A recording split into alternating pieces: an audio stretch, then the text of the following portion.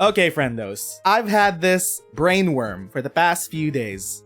Arknights is kind of sort of the One Piece of visual novels and or gacha games. And I've had that brainworm for the past few days since catching up with One Piece. And I thought it would be a great jumping off point just to kick off a discussion on Arknights world building. Y'all don't have to take the comparison seriously. It's just a way to bounce around the idea in my head. One Piece is a very long story that has been going on since the 1990s, about 3 decades, and it has had so many different arcs and so many different plot lines, either coinciding with the main plot or going parallel with the plot, and it just kept expanding its world so much in that I feel that if Oda took out and finished the main plot line with the Straw Hat Pirates and started a new plot line or subplot lines featuring the different people that they met along the way or different other groups of people that we've met throughout One Piece, it would be absolutely fine because the world of One Piece is huge. And it just reminded me about how huge the world of Arknights is.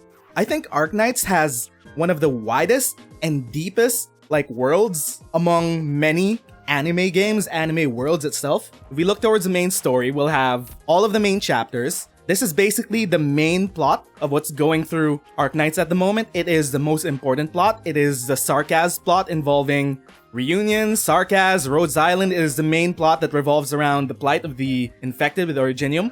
So we have the main plot of Arknights, and the main characters of this plot would happen to be Amiya, Calci, and the Doctor, the rest of Rhodes Island. But aside from this plotline, all the other side plotlines, like Dark Knight's Memoir, Walk in the Dust, Under Tides, Stultifera Navis, and then every single other side plot in Arknights, it just kept expanding the world more and more, horizontally instead of vertically. If we think about it, the Doctor is technically the main character of Arknights because he's a self-insert, and so is Amiya because she's the main daughter on the icon of the game.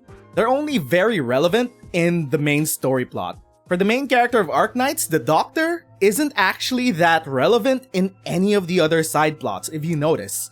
Like, the intermezzi are plotlines that have direct correlation with what's going on in the main plot, but even then, the Doctor is almost nowhere to be found. Dark Knight's Memoir is about W, A Walk in the Dust is about Calci, Under Tides is about the Abyssal Hunters, and extending that with the Abyssal Hunters storyline, which is still going on. The Doctor is nowhere to be found. We go for Mansfield Break, Doctor wasn't here. Who is real? Was Doctor here? No, Doctor wasn't here. The Solace Holiday, Doctor was here. Near Light, Doctor was here, but they didn't play an integral part. So all of these side plot lines, they don't really feature the Doctor and Amiya to push the plot forward. That distinguishes Arknights from lots of other visual novels which are more or less linear stories, because the story of Arknights has been going on for years. Like, the Doctor is very important to the main plot of Arknights, but the world of Arknights, it does not stop for the Doctor. It can keep going by itself, and I think that's great about Arknights world building and story design. Structurally, throughout all the stories that we've had so many different subplots that don't directly involve the Sarkaz or Rhodes Island's legacy as Babel with Theresa and whatnot. We've had the Abyssal Hunter storyline, which is still ongoing. We've had the Knight's Treasure. Granny and the Knight's Treasure actually kicked off multiple different storylines itself. It was the first side story in the game, if I remember correctly, and it created both the Kazimierz plotline and the Abyssal Hunter plotline. Heart of Surging Flame was the start of the summer plotlines with Siesta. That's been its own thing. Code of Brawl. Holy, wait, I just realized. Code of Brawl kicked off both the Laterano plotline and the Siracusa plotline. So there has been a lot of early events that have started off as singular isolated events which were just built upon years later, and the world just keeps getting bigger and bigger as Arknights creates more stories for each and every country and each and every faction. Twilight of Volumoon started off, it was sort of a splinter of the Reunion plotline because we had Mudrock introduced here. The Great Chief Returns was the start of Gaviel's plotline. We got Maria Nerl with the Kazimierz plotline, and we had multiple of these alongside the Pino Silvestris side story. There are even more of these that we haven't even seen. They're back in the archives. Where are they? Special Operations. We still have all of these. A lot of these just either give side stories to a few operators, but some of these are very important to the plot, just like the Children of Ursus, the infamous Children of Ursus plotline. So the world of Arknights is so vast, so deep. I've had this brainworm for the past few days, like, is there any other game like this? any other gacha game or visual novel like this? Because I can't think of one. Maybe the nearest comparison would be FGO, because the Nasu-verse is also as infamous and wide in itself.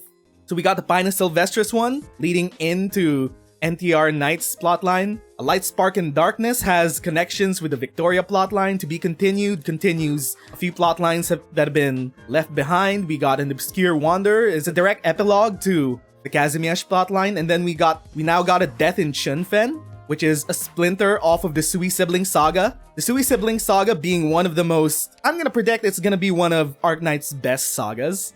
In a few years, when they finally finish the saga, we'll see how it ends. Hopefully it ends as just as Kino as the Wano arc in One Piece. I just finished that arc, and that was Kino as fuck.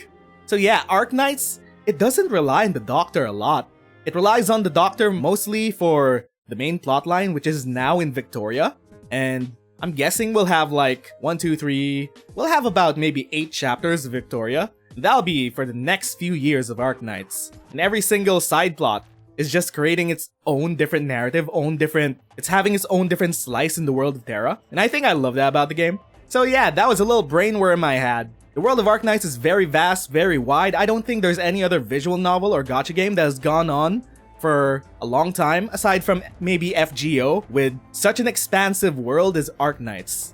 Like, if we think about different countries in Arknights, we can tell you so much about them because there have been so many stories written about them. We can tell you all about Kazimierz, we can tell you all about Yan, we can tell you all about Siracusa. Hingashi, it used to be on Ignore and Dono Wall for the past few years, but we finally got a Hingashi plot with the Monster Hunter plotline. The world of Terra, the world building of Arknights, it's very impressive, just to think about. Anyway, that was just a little brainworm I had for the past few days just because I finally caught up on One Piece. Technically, there's a connection between Siesta, Gavial, and Stultifera Navis, because Alive Until Sunset was introduced in Siesta, appeared in Sargon, and in Stultifera. Correct! We got introduced to the Seafaring myths, Alive Until Sunset, with the first Siesta event. Oh my god, so many of the early events of Arknights have splintered off into so many different events. It's so much like One Piece and FF14 where things just build off over previous things over the long course of the years. It's very impressive that either Hypergriff planned it out this way, or they're also just as good as taking loose threads from old plotlines and expanding them further in the future. So a lot of things splintered off from the earliest events of Arknights. It is very impressive. The world just keeps building upon itself horizontally instead of vertically with just one main plot with the Doctor and Rhodes Island. I will never get tired of Terra and the world of Arknights. There's just so much politically happening in the world, so much goofiness happening along with the side events, so much character, so much development with so many different factions, the Abyssal Hunters and the Sui siblings being the two most forefront factions in the side plots of Arknights. So yeah, just a bit of brainworm that I've had for the past few days.